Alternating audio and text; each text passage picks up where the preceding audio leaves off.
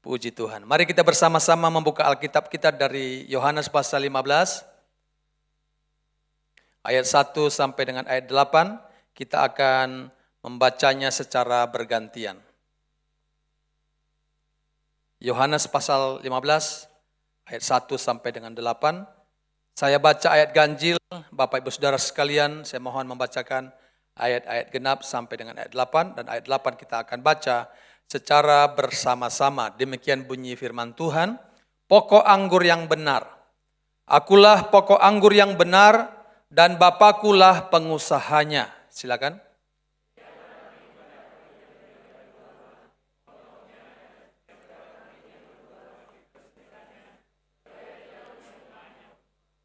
Kamu memang sudah bersih karena firman yang telah kukatakan kepadamu. Silakan.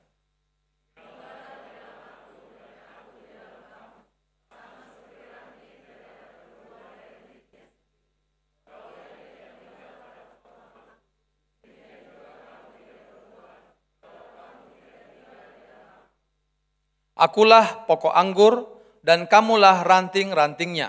Barang siapa tinggal di dalam aku dan aku di dalam dia, ia berbuah banyak. Sebab di luar aku, kamu tidak dapat berbuat apa-apa.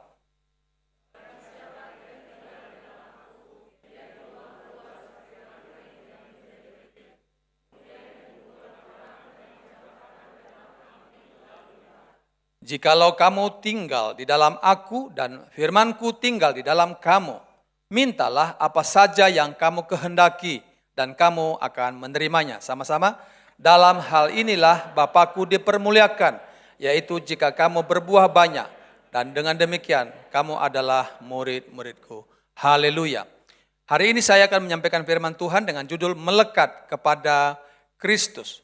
Saudara yang dikasihi Tuhan, hubungan kita dengan Kristus digambarkan dengan analogi pokok anggur dengan ranting atau carangnya.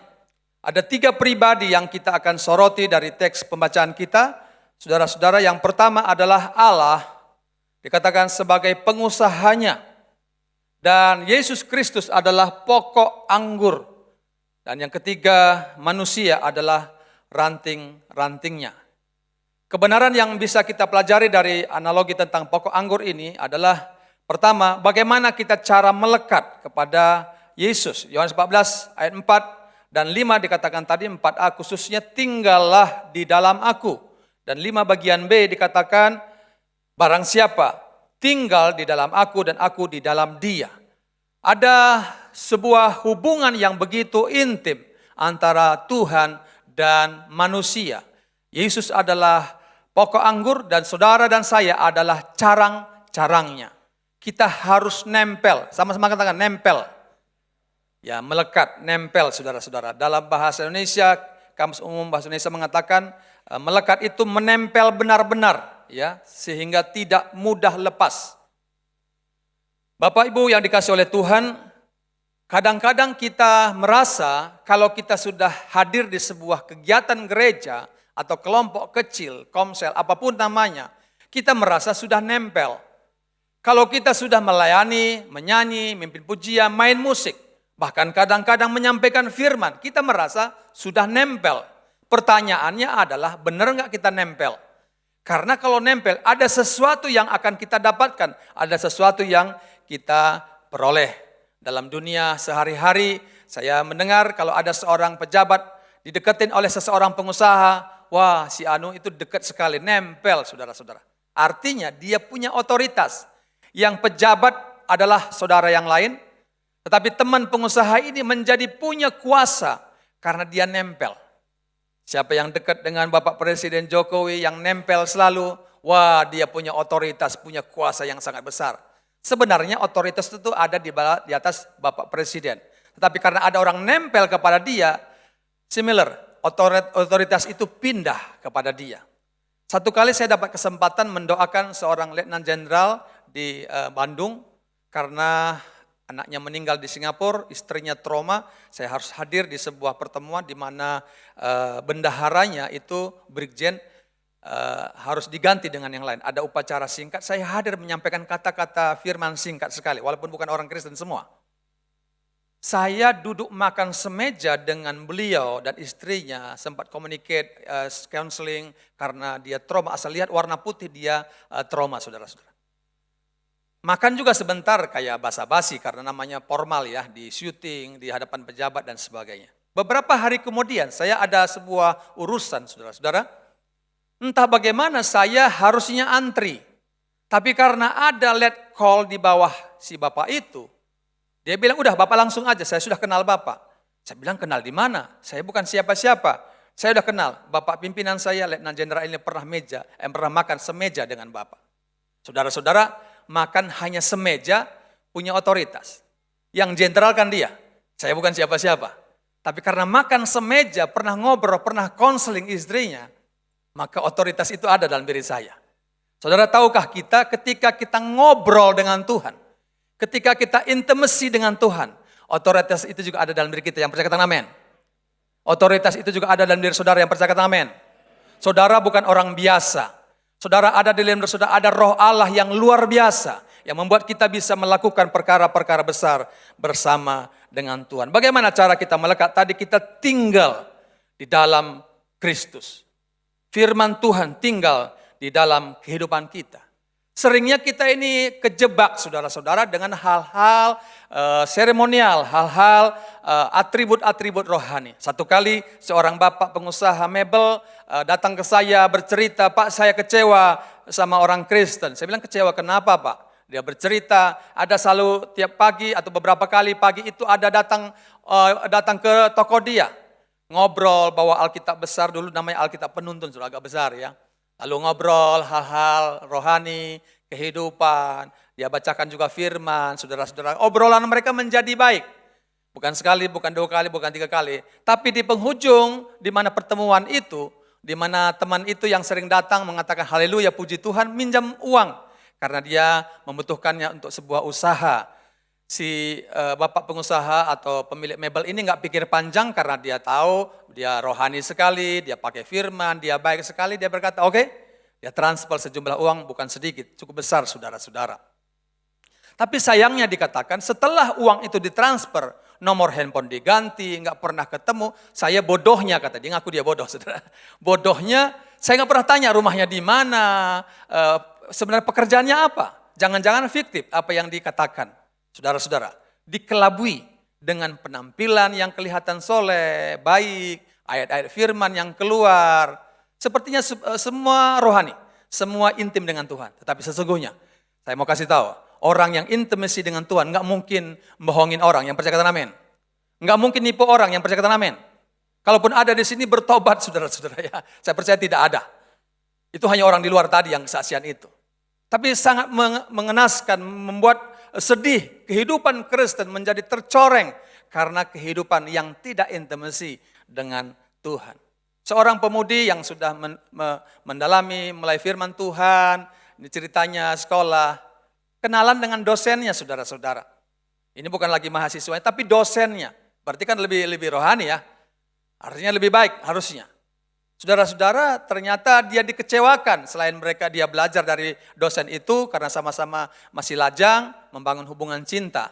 Ceritanya si gadis ini merasa semua yang dia miliki sudah dia berikan kepada si dosen tersebut. Singkat cerita dosen itu meninggalkan dia. Dia bilang Pak saya nggak percaya siapa-siapapun. Kurang rohani apa? Bapak ibu saudara yang dikasih oleh Tuhan.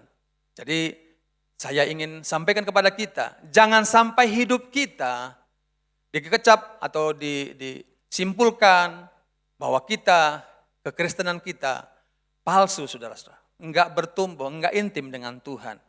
Hari ini firman Tuhan mengatakan tinggallah di dalam aku di dalam kamu. Firmanku tinggal di dalam kamu. Bapak Ibu, khususnya kaum muda, ya sekali lagi yang mencari pasangan hidup, tentu tidak asal mencari pasangan hidup. Sorry Pak, saya tinggal 9 menit ya. Itu 9 menit. Apakah saya yang benar? Takutnya saya salah. Oh gitu ya, oke. Bapak ibu saudara yang dikasih oleh Tuhan, jadi pemuda-pemudi kalau mencari pasangan hidup tentu hati-hati. Ya, karena menikah bukan hanya 3 tahun, 10 tahun, tetapi seumur hidup. Saya ada seorang pemimpin, seorang dosen cukup terkenal di Bandung, saudara-saudara, dia ajak saya makan di sebuah pesta. Kalau pesta kan pernikahan suka ada banyak stand makanan ya. Saya itu orang kampung, saudara-saudara nggak tahu ngerti bagaimana cara memilih makanan. Pokoknya mana yang terdekat saya akan ambil di situ. Akan ambil paling banyak, begitu ya. Dulu begitu. Tapi dia mengajar saya, enggak. Ayo Yusuf kita keliling. Keliling kemana? Saya bilang, keliling sebuah tempat makan begitu, tempat pesta besar sekali. Sekali, 2 kali. Kamu udah nemukan belum? Mana nanti makanan yang kamu akan ambil ketika nanti diumumkan? Silakan makan, begitu ya. Rupa-rupanya milih makan saja butuh waktu, saudara, butuh menit, berapa menit. Ya, habis makan kan selesai ya. Tetapi memilih pasangan hidup, kadang-kadang begitu lihat, wih cakep dompetnya kelihatannya tebal tuh. Dia buka kartu ini, kartu itu, banyak kartunya, rupanya kartu utang semua, saudara. Pemuda-pemudi, celik mata kita, nggak boleh ya. Jangan hanya melihat penampilan, harus lihat sesungguhnya kedalamannya. Tapi udah kepincut Pak, saya sudah jatuh cinta. Bapak Ibu Saudara yang kasih Tuhan, orang-orang yang intim dengan Tuhan, Tuhan akan kasih tahu, Tuhan akan beritahu. Kita nggak mungkin terus kejebak dengan hal-hal jahat, hal-hal negatif dalam kehidupan kita. Seorang bapak dan ibu mau jual rumah nih saudara-saudara, ya mau jual rumah sekian miliar, dia butuh anaknya di pramugari di sebuah pesawat internasional, dia membutuh kirim dukungan uang. Nah entah bagaimana, dia nggak nelpon saya, dia hanya beritahu ketika ditipu. Dia jual rumah, tetapi dia yang ngeluarin uang. Saudara-saudara pernah dengar nggak begitu? Datang ke kantor nangis-nangis suami istri. Ya, nangis-nangis. Bu, Pak, kenapa nangis-nangis? Iya, Pak. Kami itu betul-betul ditipu. Kami yang mau jual rumah hampir 3M, kami harus dapatkan uang kan? Kami yang mengeluarkan uang 500 juta. Bagaimana ceritanya? Ya, ngaku-ngaku dia dari China, pakai orang Indonesia dengan logat yang agak sedikit velo begitu saudara-saudara. Lalu dia bilang kami sedang cari rumah tempat untuk buka usaha kami. Cabang dari berbagai negara begitu ya. Dengan mudahnya percaya karena memang butuh uang. Di mana dia mau transaksi saudara-saudara di sebuah hotel. Singkat cerita sebelum transaksi karena uang kami dolar dan sebagainya. Ini betul-betul nggak masuk akal saudara-saudara. Hampir seharian semalam di booking hotel. Nomor handphone jelas semua. Dan tinggal mendapatkan uang dari saham dari luar negeri tersebut, malah dia yang keluarin uang dulu 500 juta. Begitu keluarin uang di 500 juta, mereka istirahat, mereka semua lari. Nomor handphone juga hilang semua. Dan dia datang ke saya nangis-nangis. Bagaimana bisa ya Pak? Saya berkata, Bapak Ibu, waktu mau jual rumah, waktu mau transaksi nggak pernah nelpon pendeta kan? Begitu udah kesusahan, kesulitan baru ngomong kepada Pak Pendeta. Ya nggak apa-apa, mari kita berdoa supaya Tuhan memberikan kekuatan. Bapak Ibu yang dikasih oleh Tuhan, kita perlu terus berdoa, kita perlu intimasi dengan Tuhan. Saya percaya ketika kita percaya Yesus, menjadikan Yesus sebagai Tuhan dan Juru Selamat kita, maka kita menjadi milik Tuhan. Tuhan menjadi milik kita, yang percaya katakan amin. Ada hubungan yang terus perlu dijaga, perlu harmonis saudara-saudara.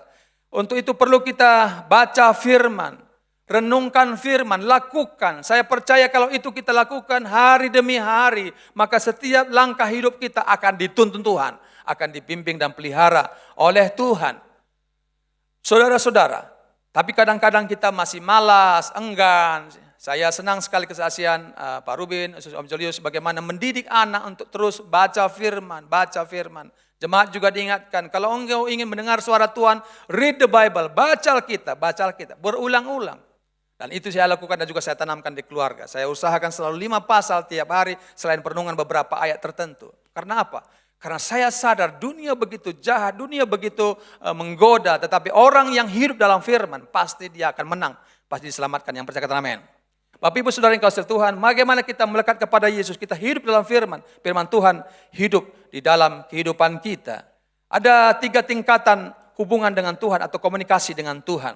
Pertama saudara-saudara, mungkin kita sering bertemu dengan satpam atau pedagang atau juga tukang bersih-bersih ya lewat. Kita berkata, hai Pak, Bu, selamat pagi, selamat siang. Kalau dia orang Kristen, shalom begitu ya. Itu tidak ada message, tidak ada pesan yang disampaikan yang sesungguhnya, hanya basa-basi saja. Sehingga saya mau berkata dalam ilmu komunikasi, namanya komunikasi basa-basi gitu ya. Say hello aja. Pernah enggak saudara-saudara suami istri, hai say hello, pagi, udah bangun ya, udah makan. Itu tingkat dasar sekali saudara-saudara. Dengan Tuhan juga begitu, Tuhan Yesus terima kasih saya udah makan. Tuhan Yesus aku memakan. Apakah demikian saja? Komunikasi paling dasar, komunikasi yang tidak kenal sesungguhnya. Tuhan mau kita meningkat, bukan hanya komunikasi basa-basi, sapa-sapa begitu, tapi kita mulai meningkatkan, melibatkan pikiran kita. Ketika ada satpam di gereja tempat saya bekerja dan melayani, saya tanya, Pak gimana hari-hari ini? Ya dengan penghasilan yang sekarang, syukur Pak, Alhamdulillah katanya, saya bisa memenuhi kebutuhan keluarga, kadang-kadang istri juga buat usaha sampingan, sehingga kebutuhan kami dicukupkan. Nah itu mulai melibatkan pikiran saudara-saudara. Apa yang sedang dia pikirkan, apa yang dia sedang gumuli, kita mulai. Pernahkah hal yang sama kita lakukan kepada Tuhan? Tuhan, saya akan ada rencana buat ini, akan rencana membangun ini. Kita ngobrol dengan Tuhan, bicara dengan Tuhan. Pertama kita dengar firman, yang kedua kita sampaikan lewat doa-doa kita. Tentu doa di sini bukan hanya minta-minta, tapi bangun sebuah hubungan dengan Tuhan. Ada tingkat yang lebih tinggi, mulai kita libatkan pikiran. Tuhan, apa yang saya kerjakan hari ini menyenangkan Tuhan atau tidak? Apa yang saya kerjakan sepanjang minggu ini berkenan kepada Tuhan atau tidak? Atau kita jalan saja? Nggak pernah tanya Tuhan sama sekali, pokoknya semaunya saya. Berarti kita nggak nempel dengan Tuhan. Yang ketiga saudara-saudara, mulai meningkatkan bukan saja basa-basi, bukan hanya pikiran, tapi mulai unsur perasaan. Ya, ketika saya bertanya kepada Bapak Satpam tersebut, apa yang Bapak rasakan hari-hari ini? Ya Pak, saya sangat sedih. Sedih kenapa ya Pak? Saya ditinggalkan oleh anak saya yang ketiga. Antara anak 2 dan ketiga itu jaraknya jauh. Sudah SMP, ini ada umur 3 tahun, tapi umur 3 tahun meninggal Pak beberapa hari yang lalu. Oh iya, Bapak sedih ya? Iya Pak, anak ini sangat ramah, sangat dekat dengan saya. Kalau saya pulang selalu disapa, saya dekat dengan dia. Tapi sekarang dia sudah tidak ada. Saudara-saudara, saya mulai mendengar bukan saja apa yang dia pikirkan, tapi apa yang dia rasakan. Adakah hal itu yang kita lakukan juga dengan pasangan kita, dengan anak kita, keluarga kita, atau seperti hotel aja, say hello, terima kasih, pagi makan begitu. Bagaimana dengan Tuhan? Apakah juga demikian? Kita hanya Tuhan terima kasih hari Minggu saya bawa ke gereja, selesai hari Minggu, hari Senin, hari Selasa, hari Rabu, gak pernah baca Alkitab, doa juga sambil jalan saja. Ya doa sih masih 5 waktu saudara-saudara ya. Makan pagi, makan siang, makan malam, doa sebelum tidur dan doa sesudah tidur saudara-saudara ya. Tapi ini bukan di sini, ini tempat yang lain. Amin, sepakat ya? Supaya saya pulang dengan selamat saudara ya. Ya saudara-saudara, kita harus tingkatkan doa, komunikasi kita dengan Tuhan. Bukan saja tingkat basa-basi, ya karena orang Kristen harus berdoa, ya berdoa gitu ya. Bukan. Memang ada sebuah relationship, ada hubungan yang kita perlu itu, kita membutuhkan itu ya. Saudara-saudara, ya juga mulai kita berdoa, berbicara, ngobrol dengan Tuhan. Dan juga apa yang Tuhan rasakan, apa yang Tuhan mau dari hidup saya. Saya percaya kalau ini dilakukan maka tingkat intimasi kita boleh meningkat di dalam Tuhan. Yang kedua saudara-saudara, bagaimana kita melekat kepada Tuhan ditandai dengan ada 2. Yang pertama ranting yang tidak berbuah, dikatakan ayat 2, dipotongnya, dan ranting yang berbuah dibersihkannya. Saudara-saudara ayat 2 berkata demikian, setiap ranting padaku yang tidak berbuah dipotongnya, dan setiap ranting yang berbuah dibersihkannya. Tujuannya apa? Supaya ia lebih banyak berbuah. Segala sesuatu yang terjadi dalam hidup kita seizin Tuhan, Tuhan punya tujuan, Tuhan punya kehendak saudara-saudara. Saya lama di Batu Malang, di Jawa Timur khususnya, sambil belajar di sana. Saya pernah ke tempat di mana wisata di sana ada banyak jual apel ya, apel Malang namanya. Ya, saudara-saudara yang pernah ke Malang, Jatim Park yang sekarang terkenal, ada banyak jual Malang. Jual apel Malang. Apel itu juga ada macam-macam saudara-saudara ya. Kalau jual Malang luar biasa ya. Rupanya ada yang masih mengikutin ya. Jual apel Malang itu ada macam-macam. Ada yang manis, ada yang agak sepet, ada yang kurang manis begitu ya. Nah itu harus pintar-pintar memilihnya. Kadang-kadang udah ambil manis rasanya, di belakangnya banyak yang enggak manis saudara-saudara. Itu kelihayan yang menjual juga. Saudara-saudara dikasih oleh Tuhan, kadang-kadang teman saya lebih lihai lagi saudara. Ya tes dulu ya katanya, makan 1, tes, oh manis ya katanya.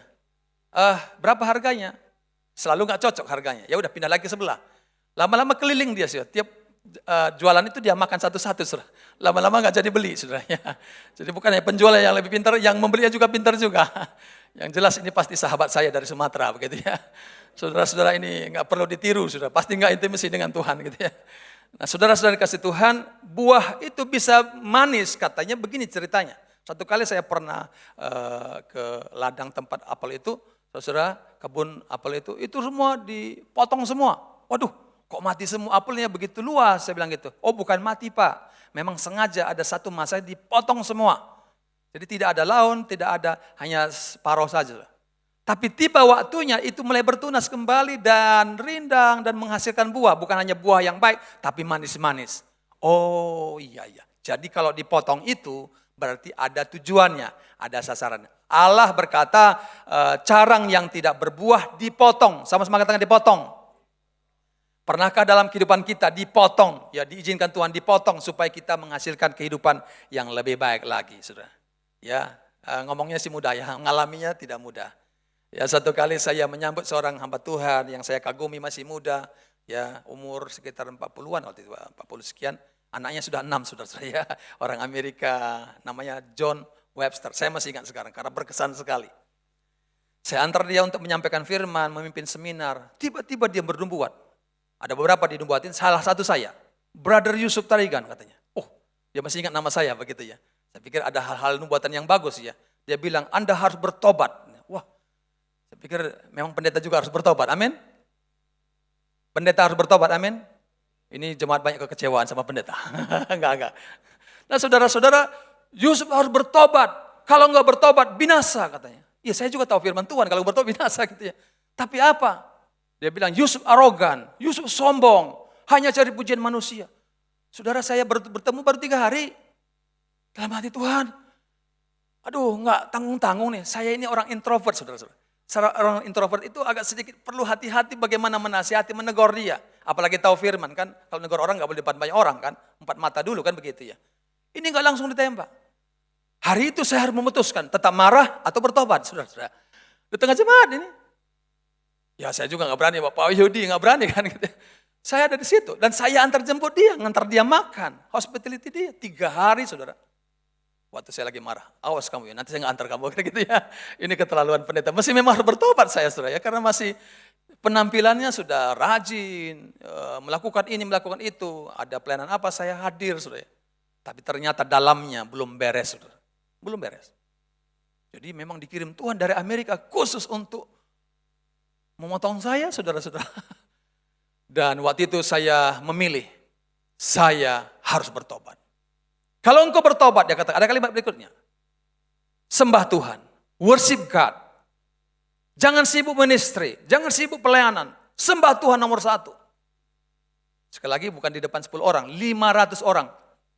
Jadi 500, 1000 mata sedang melihat saya. Aduh, betul-betul saya hilang. Hilang kekuatan saya. Tapi saya memilih hari itu, Tuhan, aku mau bertobat. Berarti Tuhan sudah betul-betul mengasihi saya dan Tuhan tidak membiarkan saya terus berlarut-larut dengan menampilkan hal-hal rohani. Pemimpin teman-teman saya bilang Yusuf puji Tuhan, rajin orangnya, baik. Bahkan ada yang bilang Yusuf itu sabar. Tapi kalau disebutin gitu sabar enggak saudara? Waktu situasi lagi enggak baik, sabar enggak? Di situ keputusan yang harus diambil. Tuhan Yesus, nangis saya.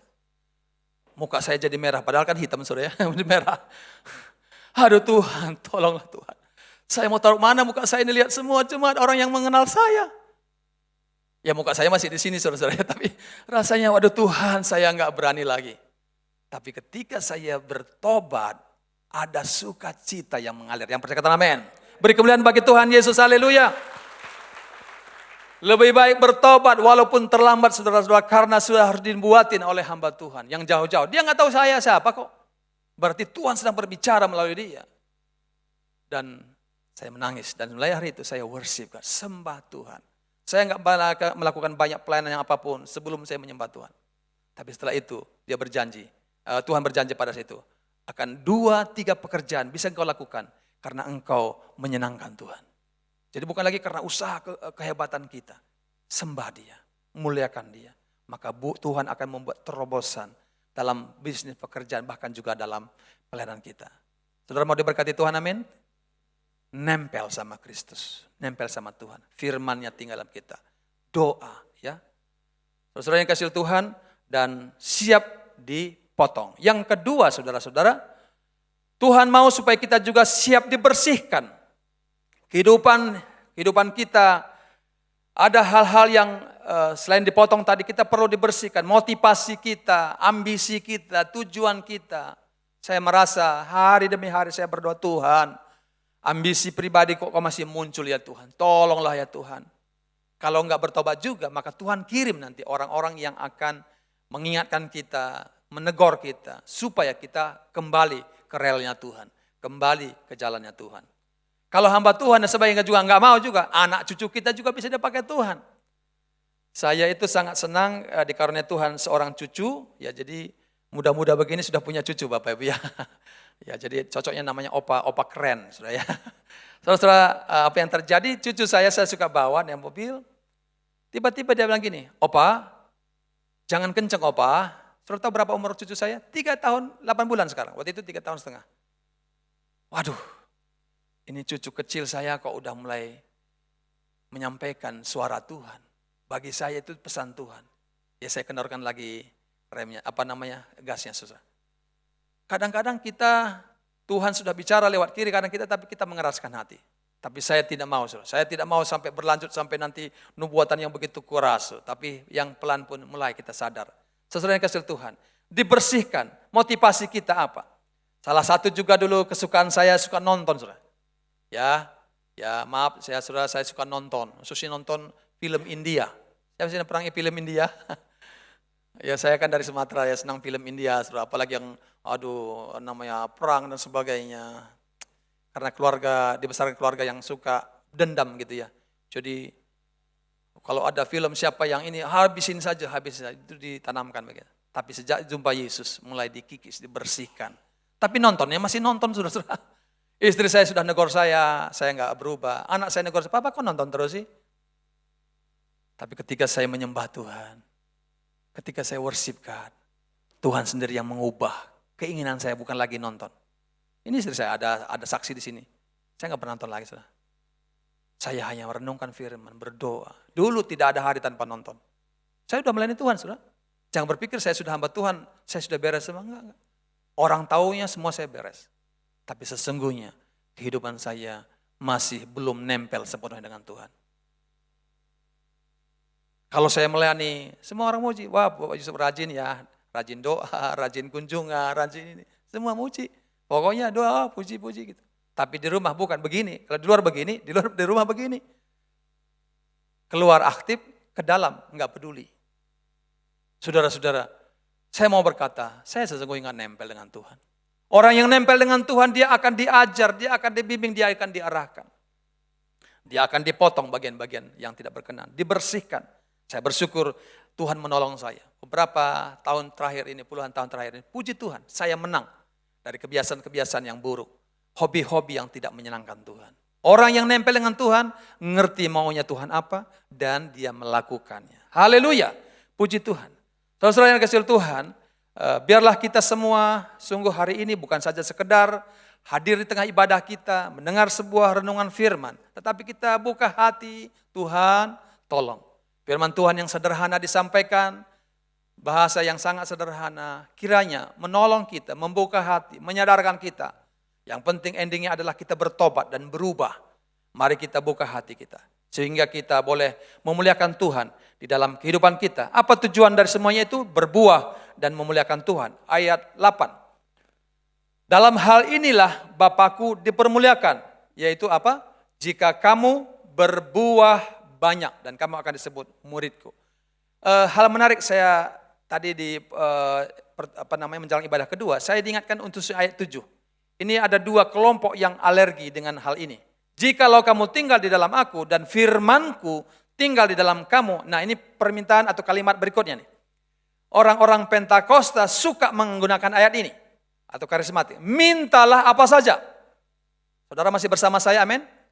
Perhatikan, mintalah sebagian.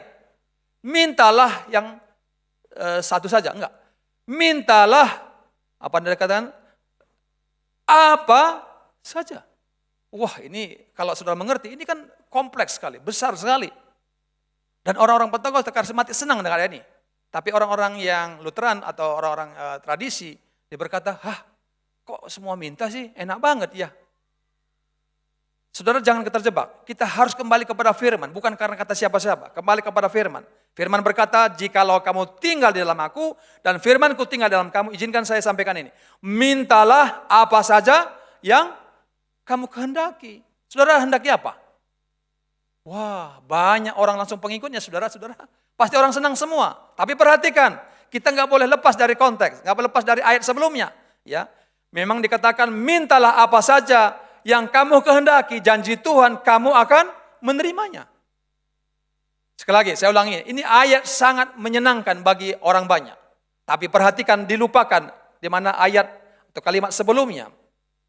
Jikalau kamu apa? Tinggal di dalam aku. Artinya firman Tuhan ada di dalam kehidupan kita. Maka ayat berikutnya berlaku.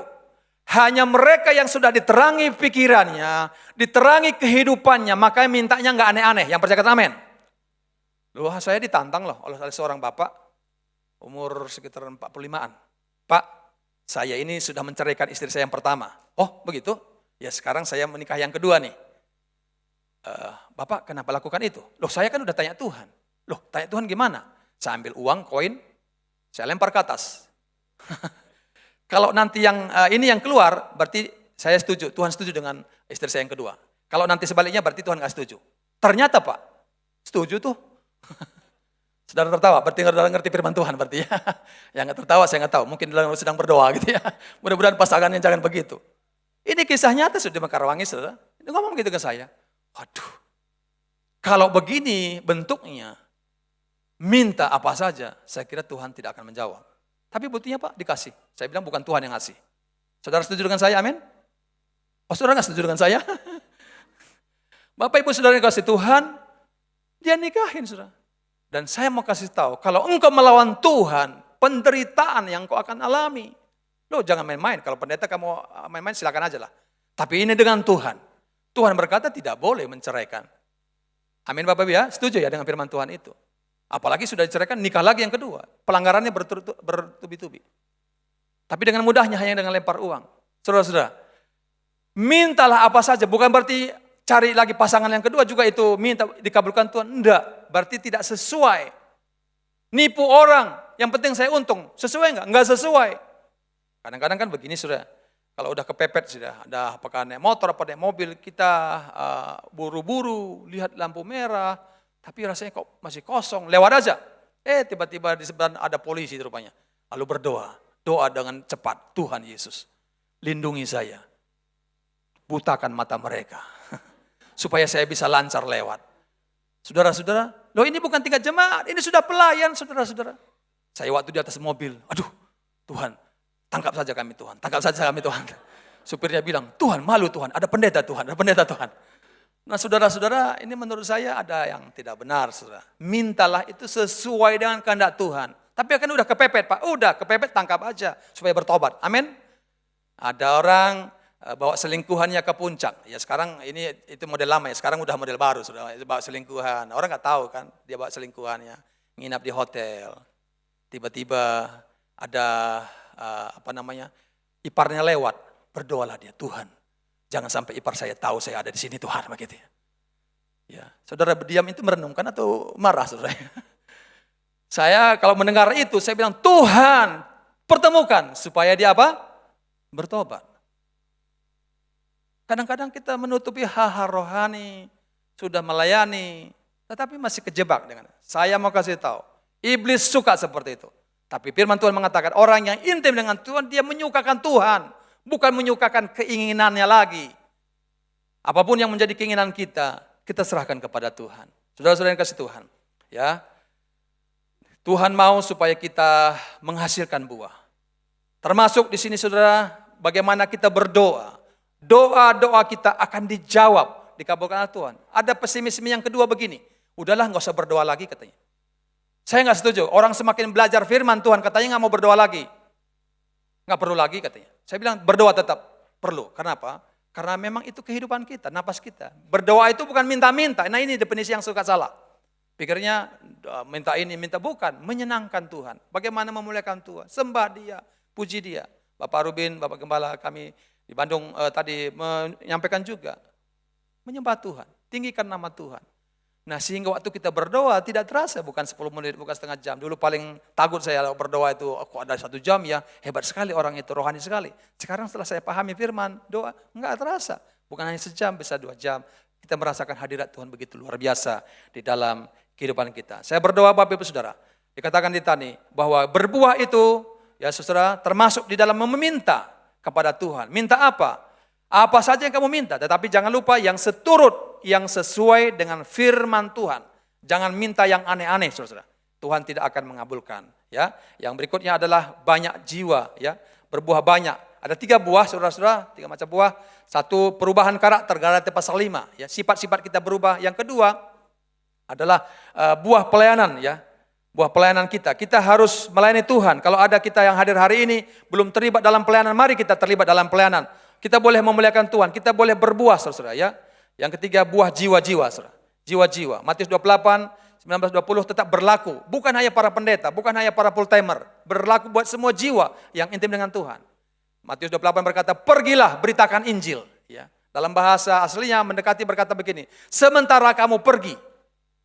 Sementara pergi ke kantor, sementara pergi ke wisata, sementara pergi berdagang, beritakanlah Injil. Beberapa hari ini saya sementara pergi keluar kota, ketemu dengan saudara dan sebagainya. Dari rumah saya sudah berdoa, pertemukan Tuhan dan saya akan memberitakan Injil. Saya akan menjadi saksi. Ketika naik taksi, supirnya saya tahu belum anak Tuhan, saya selalu beritakan Injil. Kesaksian singkat, lalu beritakan Injil. Kadang-kadang mereka membuka hati untuk didoakan. Puji Tuhan. Saya percaya ini adalah buah-buah yang Tuhan rindukan di dalam kehidupan kita. Izinkan saya putar sedikit video di mana wakil gembala kami, Ibu Pendeta Muda Jessica SMS saya, Pak Tarigan, kita akan bergerak di dalam pelayanan kesembuhan ilahi. Silakan boleh ditayangkan.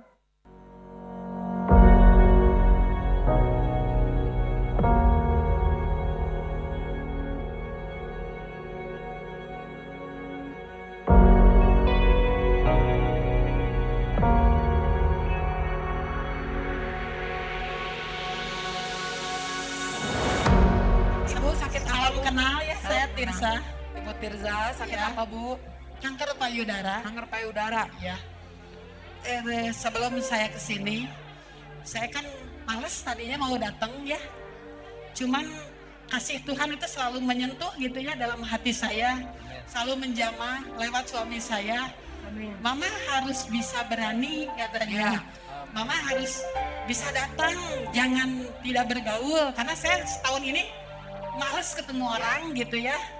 Tapi Tuhan itu maha tahu gitu ya. Amin. Maha mengerti. Ya. Maha hadir juga buat Amin. hati saya gitu ya.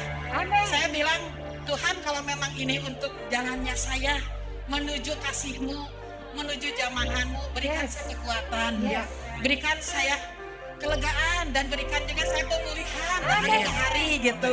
Amin. Nah, ya, di sini saya juga sedikit ini berbagi ya buat ibu bapak. Kita harus semangat gitu ya. Yes. Harus semangat itu Amin. aja. Amin. Karena di luar itu Amin. hanya anugerah Tuhan yang bisa menyembuhkan. Yes. Itu yang bisa saya bagikan di sini. Sakit-sakit cekot-cekotnya lumayan kencang begitu tadi. Lumayan lepas sedikit-sedikit. Oh, puji Amin. Tuhan. Nama saya Yovita.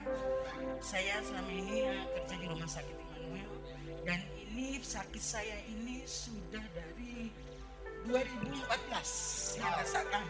Saat datang ke sini pun di mobil masih saya rasakan sakit. Duduk pun posisi saya masih harus ini sudah puji Tuhan. Ini saya sudah bisa Amin. begini. Amin. Sakit mau duduk pun saya harus pelan-pelan. Tapi saya karena percaya datang ke sini ada kuasa Yesus yang Amin. menyembuhkan saya. Begitu masuk pun saya sudah rasakan tidak begitu sakit. Itu setelah didoakan berlebih Tuhan Yesus. Wow. Coba Bu, gimana asalnya nggak bisa gini?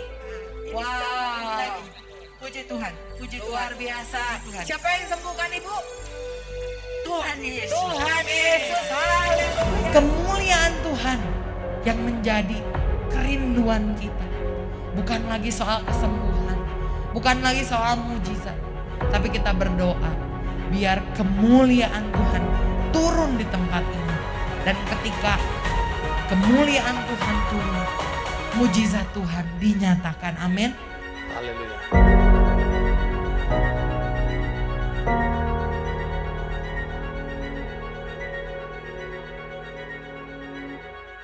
Baik, puji Tuhan, boleh ya. Terima kasih. Beri kemuliaan bagi nama Tuhan Yesus. Haleluya. Haleluya. Saya undang kita bangkit berdiri. Beberapa waktu itu Ibu Jessica Abraham, WS saya, Pak mari kita berdoa dan kita bergerak dalam kuasa Allah, dalam kegerakan Allah. Dan kami berdoa sekitar 40 hari doa dan puasa dan kami mengadakan ibadah KKR. Saya sampaikan kepada beberapa pengurus tanya saya, siapa yang akan menjadi pembicara? Karena mereka berharap pembicara selalu dari luar negeri atau luar kota, orang-orang yang hebat dipakai Tuhan dengan karunia khusus. Saya mau kasih tahu, saya bilang enggak, wakil gembala langsung. Bu Pendeta Muda Jessica Abraham bekerja sama dengan para pendoa. Dan saudara tahu apa yang terjadi ketika kami adakan pertama sekali di Mekarwangi, yang kedua di Kingston. Beliau baru selesai khotbah, baru mau mendoakan, tiba-tiba di sana ada mujizat, tiba-tiba di sebelah kiri ada mujizat, di tengah ada mujizat, sampai tidak ada waktu, kalau rekamannya panjang, tidak ada waktu untuk bersaksi lagi. Saya melihat ketika kita nempel dengan Kristus, ketika tujuan kita bukan lagi untuk nama kita, popularitas dan sebagainya. Tujuan kita hanyalah menghasilkan buah. Ada jiwa-jiwa yang diselamatkan, ada jiwa-jiwa yang dirubah, maka mujizatnya juga masih berlaku sampai hari ini. Sudah percaya? Amin. Beri kemuliaan bagi nama Tuhan.